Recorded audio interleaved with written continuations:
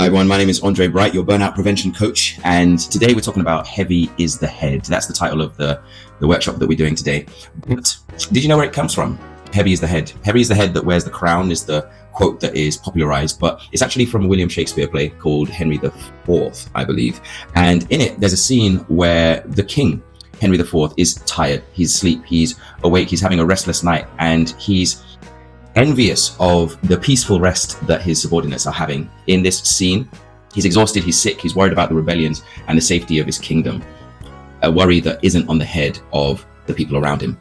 So you as a leader might be familiar with this situation where the worries you have aren't the worries of the people around you. And so there are four main things I wanted to bring up at this point. The first is that power comes with stress.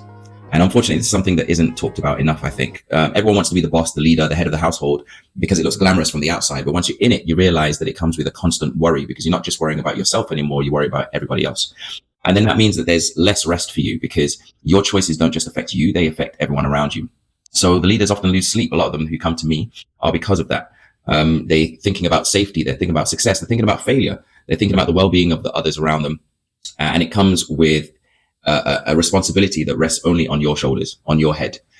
It also comes with difficult choices, right? So if you're not the leader, then you don't have to be the one who makes the final decision. But if you're the leader, there's no one else to look to. You have to make the hard choices, who you bring on, who you let go, what decisions you're making that will put you in line for a particular market, who you're going to take money from as an investor, who you're going to reject, who you're going to say no to and yes to. All these things lie on your shoulders. They're difficult choices. They're tough, lonely decisions, because there's no one around you who can relate to you a lot of the time, especially if you don't have a community or a mentor to lean to for that. And there's also constant scrutiny. No matter what you do, no matter what you say, someone is going to be potentially having something to say about it. Any mistake can cause quite a big problem down the road. And so honestly, heavy is the head that wears the crown. And going back to the quote, the original quote is uneasy is the head that wears the crown. And it developed into heavy is the head that wears the crown, because a lot of people could relate to the heaviness more. So what is the heaviness? What is the real weight of that responsibility? There's about 6 I wanted to break down with you real quick. First of all is the product. Are the decisions you're making creating a good product that is so good, in fact, that the people who use it are going to be ambassadors of your product? So you don't need marketing at all. The best marketing is the ones where you don't have to do the marketing. It's word of mouth. People use your product and it's so good, they have to bring other people to it. Is your product that good? Your decisions are going to decide that. Where does the money come from? A lot of the problem is making money, but where does the money come from? Is it from people that you align with? Is it with catches and restrictions, which mean you can't do your job properly? All these kind of decisions matter as well. And then how do you build a team? Who do you want around you? Who can you trust is the next one, right? And trust is in all kinds of different directions, vertically and horizontally. Vertically, can you trust the people that you've hired? Can they trust you to look after them? Do you trust yourself internally, right? Because often we have this idea about imposter syndrome, and often that comes from a lack of trust of yourself, that you can handle whatever the life throws at you, or that you trust that who you are to be who you are. The next one is the weight of family expectations of other people, expectations of yourself. Is there a standard that you're constantly trying to meet, which is maybe impossible, right? And then the final one is being the strong one. This is a really big problem, because if you are the leader, you often feel like there's no one you can turn to be vulnerable. And the problem with that is, if you can't be vulnerable anywhere, then it becomes like an object that is hard. It becomes brittle. If you can't bend, you break. And so those are the 6: product, money, team, trust, expectations, and being strong.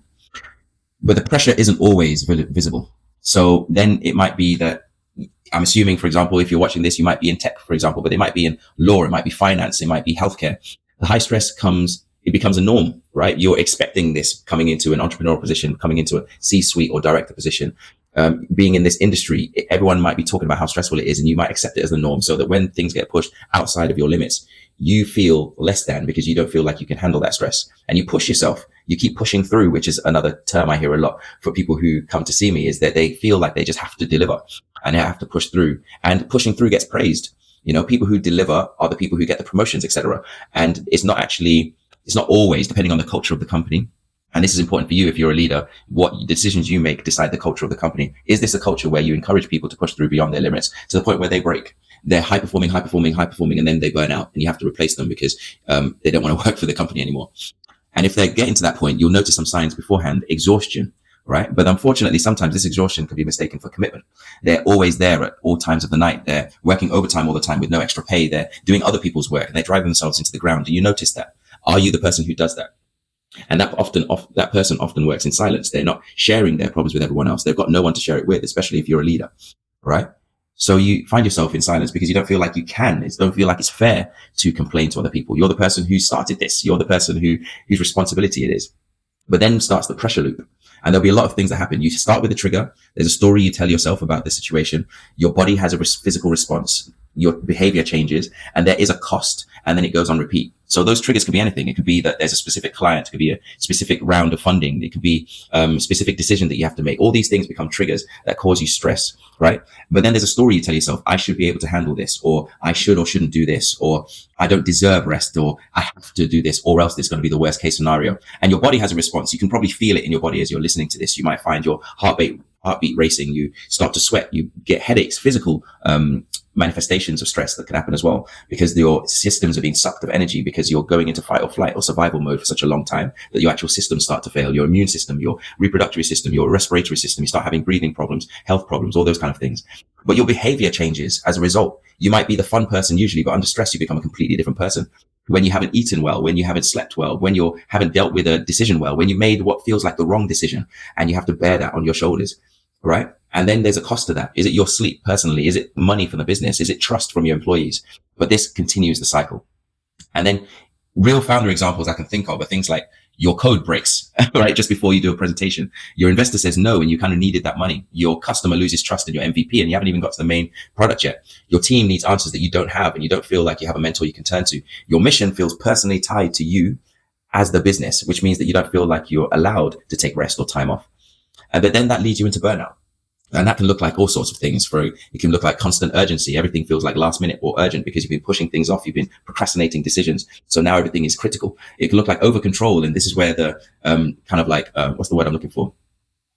The over management comes in, and you're kind of hanging over your employees to the point where they don't feel trusted to do the work themselves. And so they end up leaving. You can feel isolation. A lot of people go into themselves when they feel under stress, and they don't share what's happening with the people around them, deal with it themselves. You can feel flat after a win. Something happens that's great. And one of my favorite quotes is, be careful not to award climbing a mountain with another mountain.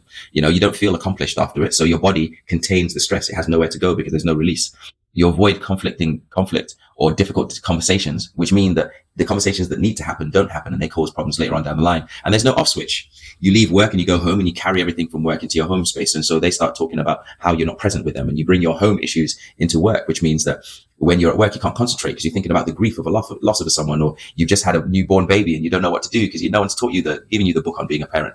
And you're a human, which means that you don't accept that these things can actually happen, and you try and force those things apart, and that causes you stress as well. So there's three things that I want to talk to you about on what to do when you're experiencing this level of stress. One is what to do now, which is really to regulate enough to make a choice. Then next, which is improving the way you work and how it's structured. But then the deeper sense is looking at your inner self-worth from a business outcome, separating that. So if you were to look in the moment, the first thing is name the pressure. What exactly is causing you distress, and be very specific about that, and slow down before you have an expensive reaction, right? So one of the things I always talk about is the power of the pause. If something happens, take a moment before you respond. Don't respond immediately. It takes about 90 seconds for any emotion to pass through the body. So give it that time. Just a couple of minutes, breathe, walk, take some water. Some people, you see them in the movies, they splash themselves with cold water. It's to give yourself a shock to come back into the present, to stop you spiraling. Don't send the message from the moment of panic, right? Give yourself a night to sleep on it, and then rest. And you'll find that when you're in your sleep, your mind is still working. It's still solving a lot of the problems, and you wake up with the answer, and then you feel a lot better about it. Ask what can wait 20 minutes. Does this feels critical, this feels immediate, but what will be the difference between responding now and in 20 minutes time? Give yourself a moment to think, right? Next is when you redesign the system. This is really important because sometimes a lot of the stress isn't just based on the individual, it's based on the system of the company, the way it functions, which means that stress is with everybody within that system. So clear ownership, who does what, making sure there's not too much of a blend between roles. Crisis protocols, what do you do when things go wrong? Do you know where to go to, right?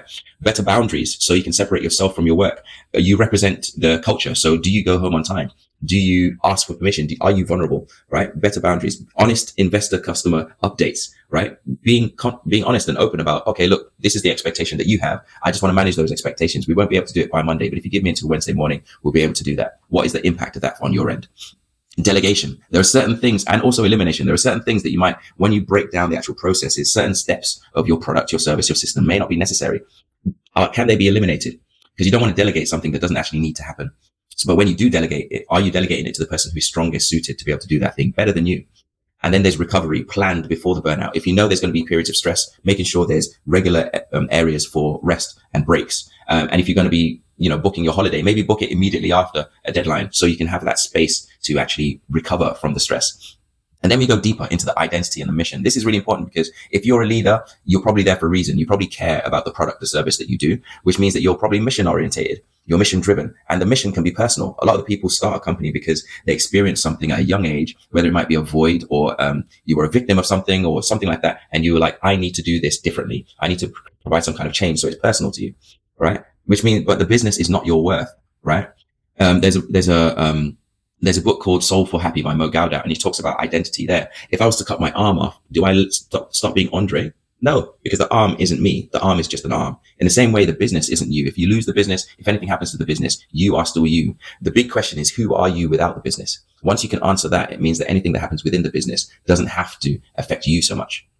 Right? So then you can care deeply without carrying everything alone. I think this is really important. We often think that just because you're the leader, you're the only one who has to carry the responsibility, but it's important for you to have a support system, whether it's personal, whether it's professional.